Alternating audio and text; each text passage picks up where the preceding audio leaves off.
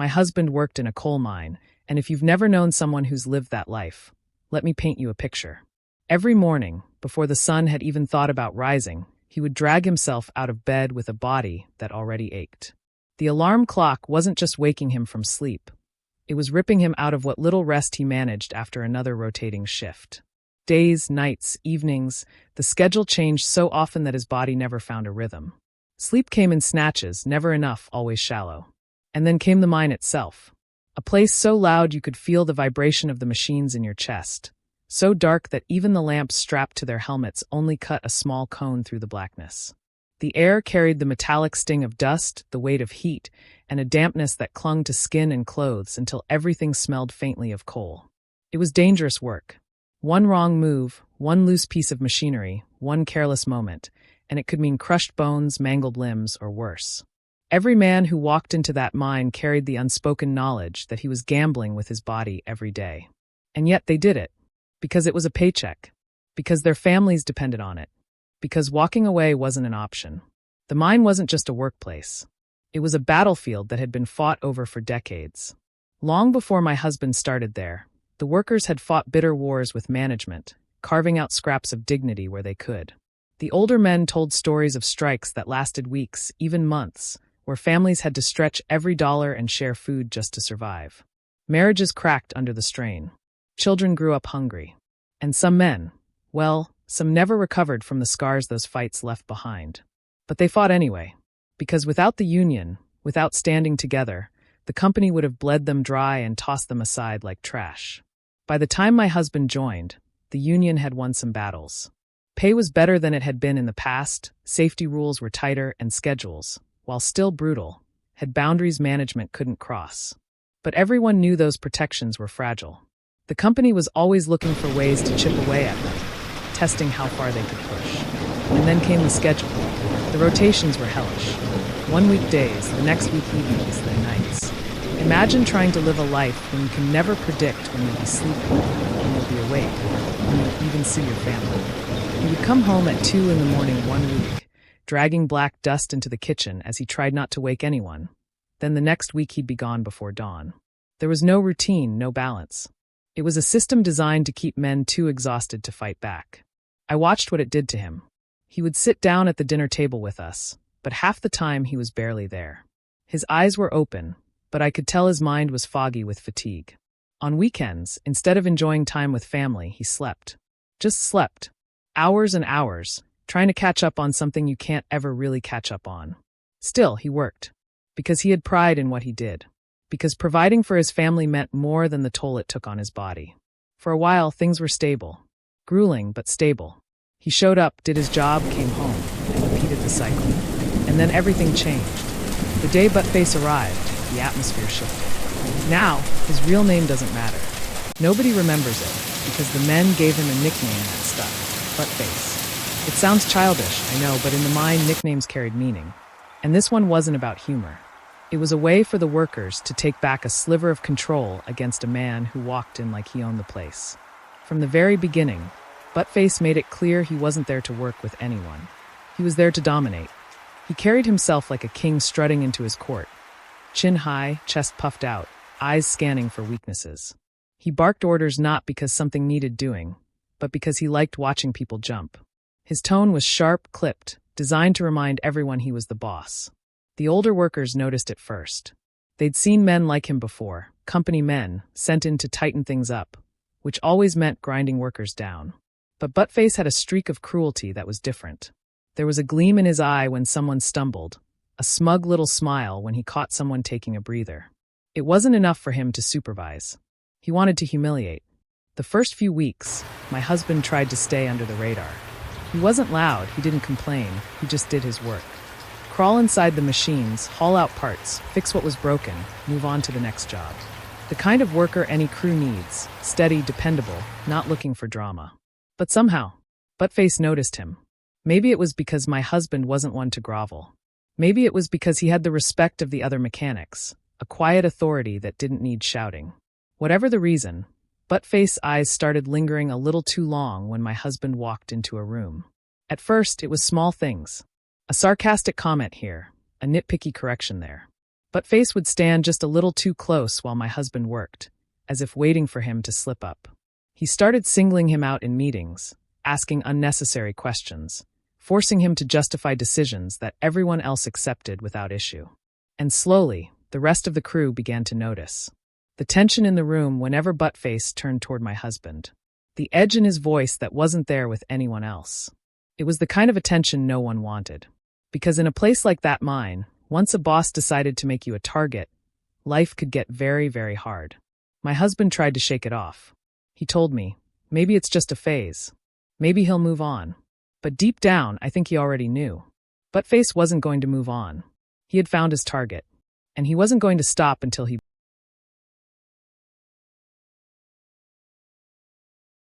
At first, I hoped it was just my imagination. Maybe I was reading too much into the way my husband described things at work. Maybe Buttface was just a harsh boss, the kind that came in swinging before he learned how to manage a crew. But the stories kept piling up. It started with the schedule. My husband had always struggled with the rotating shifts. Everybody did. But Buttface began tinkering with them in ways that seemed designed to break him specifically. The company posted schedules weeks in advance so families could plan their lives around them. But my husband's schedule? It was changed last minute. He would go to bed expecting to be on day shift, then get a call at midnight telling him to report for nights instead. No warning. No explanation. Just chaos. Other men got their days off lined up in neat blocks, but somehow my husband's were always chopped up, scattered, making it impossible for him to recover. He'd get one day off here, then a 16-hour shift, then 2 days off, then straight into nights. It wasn't random. It was targeted. And every time he tried to raise it, Buttface just shrugged. Company needs, Parker. That's the job. If you can't handle it, maybe you're not cut out for this line of work. It was the first of many little cuts. Then came the equipment assignments. In a mine, certain jobs were tougher, dirtier, more dangerous. Everybody rotated through them. It was the fair way to spread the pain. But somehow, my husband was always on the worst jobs. The machines that hadn't been maintained properly. The parts that required crawling into suffocating, dust-choked tunnels. The work that left him coughing for days after. Other men noticed. They'd say, Parker, how come you're always stuck on the crushers? Or didn't you just clean out the slurry pumps last week? My husband would just shrug. He didn't want to complain. Complaining meant weakness. And weakness was blood in the water for someone like Buttface. But it didn't stop there. Buttface began nitpicking every little thing.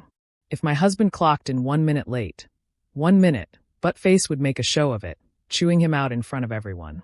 If a machine broke down and the repair took longer than expected, it was my husband's fault, even if he'd been handed broken parts to begin with. One time, my husband had just finished a grueling 12-hour shift crawling through sludge to fix a jammed conveyor. He came home looking like death, too tired to even eat. The next morning, Buttface called him into the office.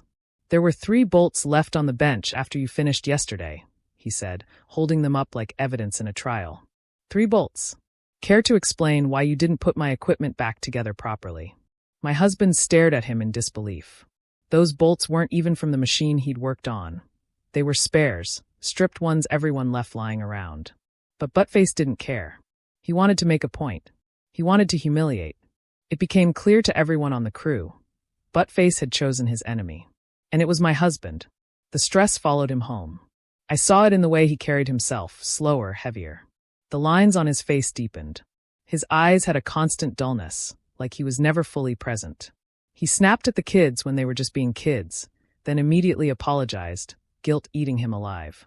Nights that should have been spent resting turned into sleepless tossing, his mind replaying every interaction with Buttface, wondering what trap was waiting for him tomorrow.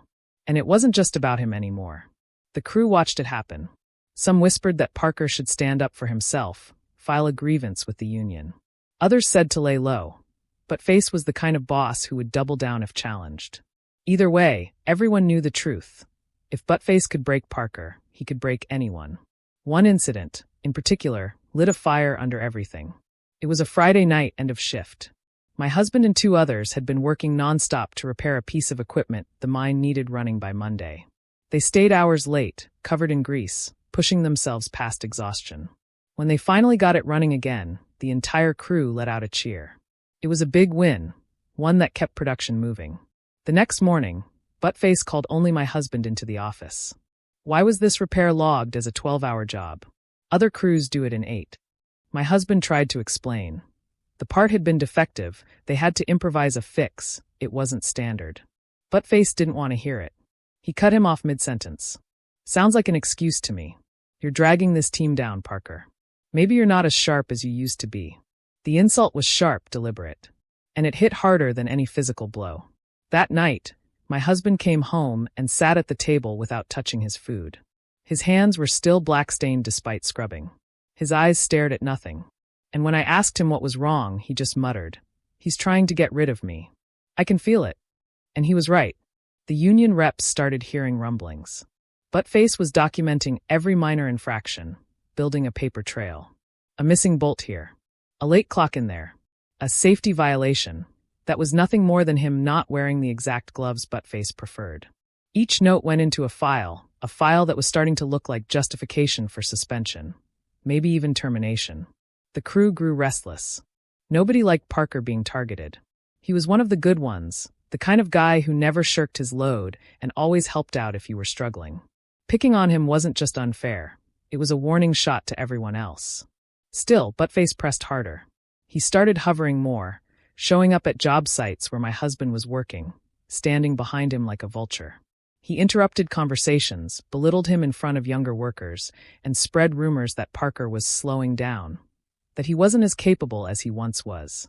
It was psychological warfare, and it was working. I watched my husband begin to doubt himself. A man who had spent years mastering those machines now second-guessed every decision, checking and rechecking his work. His confidence, once steady as bedrock, was crumbling under the weight of constant scrutiny. And Buttface? He smelled blood. The breaking point came one cold morning, when my husband arrived 5 minutes late. 5 minutes. He had been up all night with our youngest, who'd had a fever, and in his exhaustion he overslept. Buttface was waiting. Parker office. Now. The entire crew watched as my husband trudged in, shoulders slumped. 10 minutes later, he walked out with a slip of paper in his hand and a look on his face I'll never forget. Suspension. Without pay. Buttface had done it. He had finally driven the knife in.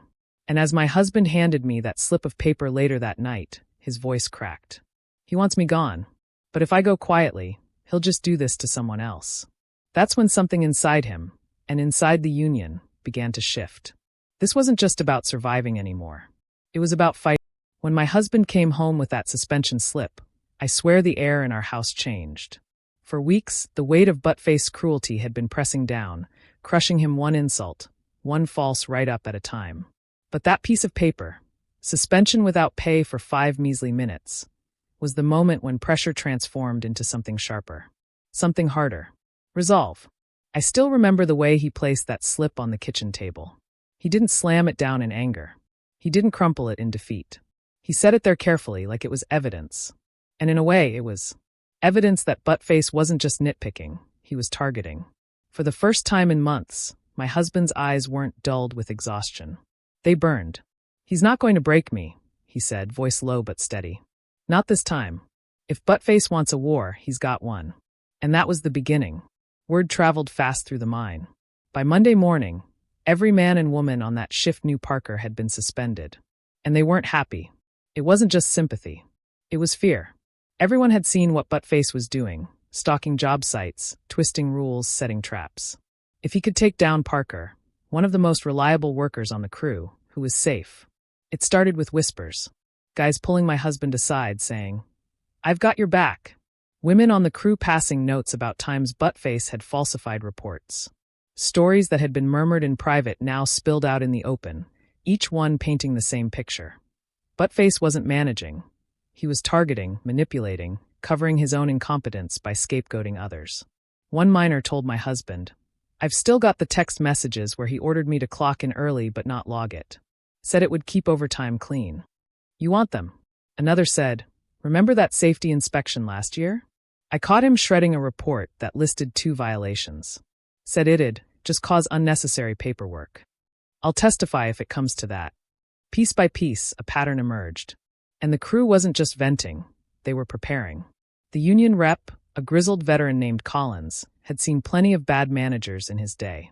But when my husband walked into his office with that suspension slip, Collins leaned back in his chair, rubbed his jaw, and muttered, Well, looks like Buttface just handed us the rope to hang him with." Collins didn't move fast. He didn't storm into the manager's office or file an immediate grievance. No, he knew better. "We don't just want this overturned," he said. "We want him gone. And to do that, we need more than one suspension slip. We need a case. Ironclad. Bulletproof. The kind of thing the higher-ups can't ignore even if they wanted to." So, quietly, the plan took shape. Collins instructed my husband to document everything. Every assignment. Every write-up. Every shift change. If Buttface so much as sneezed in his direction, it went in the log. Meanwhile, the rest of the crew started collecting their own evidence. Texts, emails, photographs of faulty equipment that Buttface had ordered them to use anyway. Even audio recordings. One guy secretly captured Buttface berating my husband for being too slow on a job where the delay was caused by broken machinery. Within weeks, a thick folder was forming. A dossier of misconduct. And Buttface, in his arrogance, kept feeding it. Buttface thought the suspension would break Parker. Instead, it galvanized him. My husband returned to work sharper, quieter, more deliberate. He didn't argue. He didn't snap back. He just did his job, while writing down every order, every insult, every timesheet change. To Buttface, it looked like submission. In reality, it was bait. And Buttface bit hard. 2 weeks after the suspension, Buttface assigned Parker to a machine that had been reported unsafe. Parker logged the order, requested confirmation in writing, and, when Buttface refused, recorded the exchange. Later that shift, the machine malfunctioned exactly the way the safety report had predicted. Nobody was hurt, but the downtime cost thousands. That recording? Straight into the union's folder. Another time, Buttface accused Parker of walking off the job because he took a bathroom break without explicit permission. Parker calmly handed him the time-stamped log showing he'd been gone 3 minutes, then wrote down Buttface's reaction when he screamed that bathroom breaks aren't a right, they're a privilege. Privilege. Can you imagine? That little gem also went in the folder. The crew kept feeding the fire. Workers who'd been too scared to speak before now slipped Collins documents, screenshots, even handwritten statements. Buttface had alienated so many people that evidence poured in faster than anyone expected. And still, Buttface strutted around, convinced he was winning. 3 months in, Collins declared it was time. The dossier was thick as a phone book. Every page dripped with proof. Safety violations, timecard fraud, harassment, retaliation. They filed a formal grievance with the company's upper management. Not just about the suspension, about everything. The unfair scheduling, the targeting, the cover-ups. When the complaint landed on the desk of the regional director, it was a bomb. Managers hate paperwork. They hate unions. But what they hate most is liability. And Buttface wasn't just a bad boss anymore. He was a lawsuit waiting to happen. The director scheduled a hearing. Parker would testify. So would half a dozen crew members. Collins was practically salivating. He'd been waiting his whole career for a case this clean. Buttface predictably lost it. He stormed around the mine, barking at anyone who made eye contact, demanding loyalty, threatening to remember who stood with him when the dust settled. But the tide had already turned. Nobody stood with him. Not one. The hearing was held in a bland conference room at the regional office. My husband wore his cleanest shirt, hands steady despite the storm inside him. Collins sat at his side, the thick folder of evidence between them. Buttface walked in, red-faced and blustering, already trying to dominate the room. He scoffed at the union reps, dismissed the written complaints as whining, and tried to paint Parker as a lazy, washed-up worker who couldn't keep up. Then Collins opened the folder. One by one, the documents slid across the table. Text messages, emails, photographs, logs, statements, the recording of Buttface dismissing safety reports, the quote about bathroom breaks being a privilege, the scheduling changes that contradicted company policy, and finally, the piece de resistance, a detailed chart showing how every single infraction Buttface had written against Parker coincided with moments when Parker had raised concerns about safety or fairness. Retaliation clear as day. By the time Collins finished, the room was silent. Even the director's face had gone pale. Buttface stammered, tried to backpedal, claimed the union had misinterpreted everything. But the evidence was overwhelming. And that's when the director said the words that changed everything. Effective immediately, You're relieved of duty pending further review. Buttface's mouth fell open. He tried to argue, but security was already at the door. They escorted him out like a criminal, his protests echoing down the hallway. For the first time in months, my husband breathed freely. The morning after Buttface was escorted out of that conference room, the mine was almost unrecognizable. For months, every hallway, every break room, every worksite had felt heavy, poisoned by his presence. He wasn't just a manager. He was a shadow, always lurking, always ready to twist the smallest mistake into a weapon. His absence was like someone had thrown open a window in a suffocating room. The crew walked taller. They joked again. Even the sound of machinery seemed less oppressive, like the whole mine itself was relieved. And my husband, for the first time in what felt like forever, he came home with energy. Real energy. Not just surviving. Not just dragging himself through another day. I remember him walking through the door, setting his lunch pail down, and letting out this deep, chest-shaking laugh. "What's so funny?" I asked. He shook his head, smiling. "I just realized. I don't have to look over my shoulder anymore." The crew celebrates. The night Buttface was officially fired, the crew gathered at a local bar.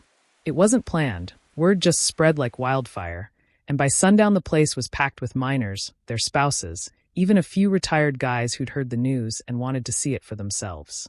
When my husband walked in, the room erupted. Cheers, clapping, even a chant of his name. He turned beet red, but he couldn't hide the grin. It wasn't just about him. It wasn't just about one suspension overturned or one bully removed. It was about all of them.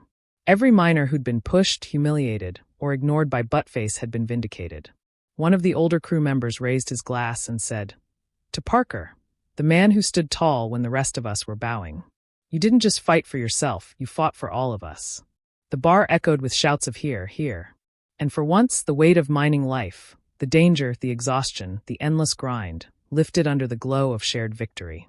The quiet revenge. But here's the thing about revenge. Sometimes it's loud and fiery, but the sweetest kind is quiet. Buttface wasn't just fired. Word spread fast through the industry, and his reputation tanked. Mining is a small world. Everyone talks. Managers who cover up safety violations? Supervisors who falsify time cards? That kind of stink doesn't wash off. He tried to get another job at a nearby operation, but the union reps there had already heard the story. Applications went unanswered. Calls never came back. Last I heard, he'd moved out of state, chasing smaller, non-union gigs. But the industry has a long memory. Every door he knocked on seemed to slam shut. And that was the quiet revenge. He had built his whole identity on power, on control, on making others small so he could feel big. And now? He was nothing. Meanwhile, the man he tried to destroy was thriving, healing the damage. Of course, victory doesn't erase scars. The months of harassment had taken a toll. My husband had nights where he woke up drenched in sweat, dreaming he'd missed a shift or been written up again. The anxiety didn't just vanish. But with time it softened. The mind felt safer. Management, terrified of another grievance, actually started listening when workers spoke. Safety reports got processed faster. Scheduling became fairer. The whole place shifted, like a toxic fog had lifted. And my husband? He rediscovered pieces of himself I thought we'd lost. He started whistling again when he packed his lunch in the morning. He came home and actually wanted to talk, instead of collapsing in silence. On weekends, he worked on the old truck in the yard, grease up to his elbows, humming along to the radio. The light in his eyes was back. And I'll tell you something. Revenge doesn't get sweeter than seeing the person you love reclaim themselves. The lesson in the revenge. Looking back, the true revenge wasn't just that Buttface was fired. It wasn't just that he lost his power, his job, his standing. The real revenge was that my husband never became what Buttface wanted him to be. Broken. Bitter. Silent. Instead, he stood tall. He endured. He gathered his crew, his union, and he fought back with patience, with truth, with dignity. Buttface thought he could reduce a proud, hardworking man into a pawn. But all he did was unite an entire workforce against him, and expose himself for the fraud he was. And in the end, the man he tried to bury walked away not just whole, but stronger. Epilogue, the family victory. Months later, our kids asked why we were celebrating with cake on an ordinary Tuesday. My husband grinned, cut himself a slice, and said, "Because sometimes the bad guys don't win." It hit me then, this wasn't just about work. This was about showing our children that standing up to bullies matters. That dignity and integrity can outlast cruelty. That sometimes, even in a rough world, justice really does prevail. And when my husband tucked them in that night, he whispered, "No one gets to decide your worth but you." That to me was the ultimate victory. Final thoughts. Revenge doesn't always mean fire and fury. Sometimes it looks like patience, unity, and letting a bully hand you the very rope they'll hang themselves with. But Face tried to break a good man. Instead, he revealed his own rot. And now, when my husband walks into that mine, there's no shadow at his back. Just respect. Just freedom. Just the knowledge that he fought the fight, won the war, and stood taller than the man who tried to crush him. That's revenge. That's justice. And damn, it feels good.